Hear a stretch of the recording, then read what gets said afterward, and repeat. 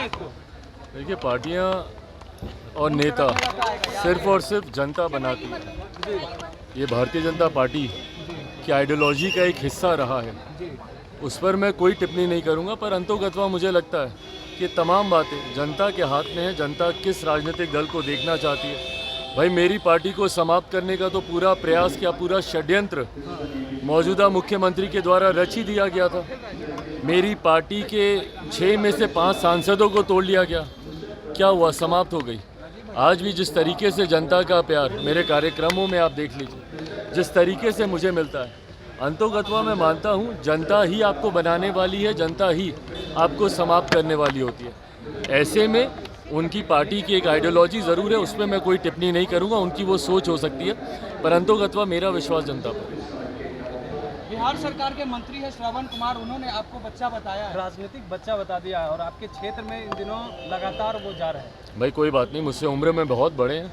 अगर मुझे बच्चा मानते हैं तो उनका आशीर्वाद मुझे मिल जाए, यही बहुत है। वो कह रहे तेजस्वी से आपको सीखने की जरूरत है। भोपाल मंडल में पत्रकारों के साथ गाली गलौज की। इससे ज़्यादा शर्मनाक कुछ नहीं हो सकता। हम बार बार इस बात को कहते हैं कि पत्रकारिता लोकतंत्र का चौथा स्तंभ है।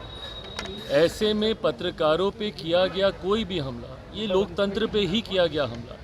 इस तरीके से गाली गलौज करना, जिस तरीके की अभद्र भाषा का इस्तेमाल किया गया, ये दर्शाता है उनकी मानसिकता को, उनकी सोच को, जो पूरी तरीके से गलत है। इस तरीके के बर्ताव की लोक जनशक्ति पार्टी, रामविलास, मैं खुद स्वयं घोर निंदा मैं करता हूँ, और भविष्य में नेताओं को इस तरीके के बर्ताव से बचना चाहिए। गोपाल मंडल, उन्होंने कल मीडिया के साथ अल्पसंख्यक को लेकर नीतीश कुमार एकजुट कर संख्या कम बताई गई है। भाई, बिल्कुल सही बात है, बहुत जातियों की संख्या कम बताई गई। उस वक्त हम ऑस्ट्रेलिया में थे जिस दिन ये जातीय जनगणना के आंकड़े सार्वजनिक किए गए, और हमने उस दिन भी इस ऐतराज़ को हमने दर्ज कराया था। पहली बात तो भैया, ये जनगणना कैसे हुई किसी को नहीं पता, किसी को इस बात की जानकारी नहीं। आप अधिकांश लोगों से पूछ लीजिए राह चलते हुए, बल्कि मैं चाहूँगा कि आप लोग ये सर्वे कीजिए, मीडिया के साथ ही जाएं, कैमरा लेकर पूछें, आम जनता से पूछें कि क्या आपके घर कोई आया था, क्या आपसे पूछा गया था। भाई, हम लोग भी राजनीतिक दल के हम लोग हिस्सा हैं, बड़ी संख्या में कार्यकर्ता हम लोग के साथ जुड़े हुए हैं। अधिकांश कार्यकर्ता ये बोलते हैं कि भैया हम लोग यहाँ कोई नहीं आया पूछने। तो ऐसे में ये जनगणना हुई कैसे? जिस वक्त इस जनगणना के प्रोसेस को तैयार किया जा रहा था, उस वक्त भी हमने कहा था कि एक सर्वदलीय बैठक बुलाइए, नहीं तो इसका भी हाल शराबबंदी जैसा होगा। और उस सर्वदलीय बैठक में हर पार्टी का राय मशवरा लिया जाना चाहिए कि इस जनगणना को कैसे किया जाए, ताकि सही आंकड़े सरकार के पास आए। और उसके बाद आज जिस तरीके के आंकड़े सामने आए हैं, ये पूरी तरीके से दर्शाते हैं कि भैया एक जाति विशेष को आप लाभ पहुंचाना चाह रहे हैं।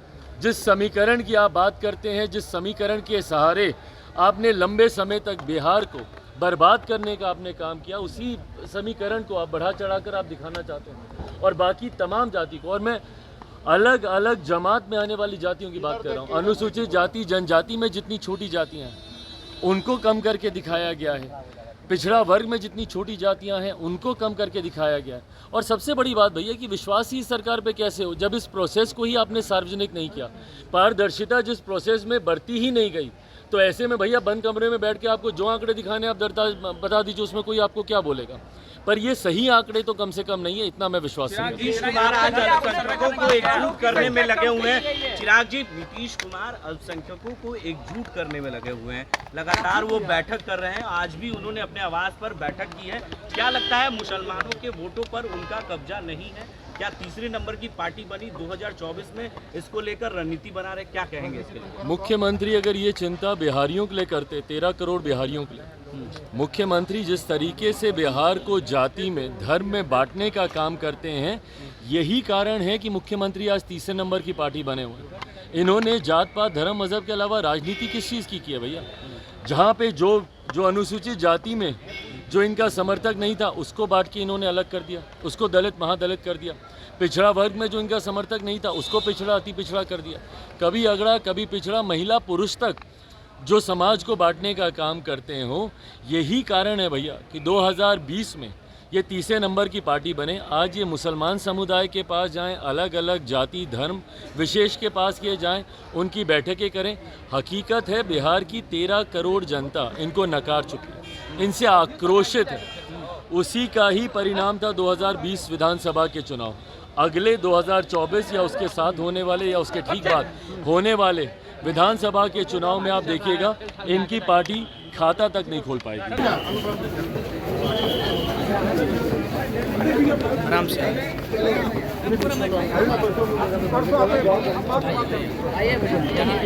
इसका हो गया रुक जाए, इसका हो गया।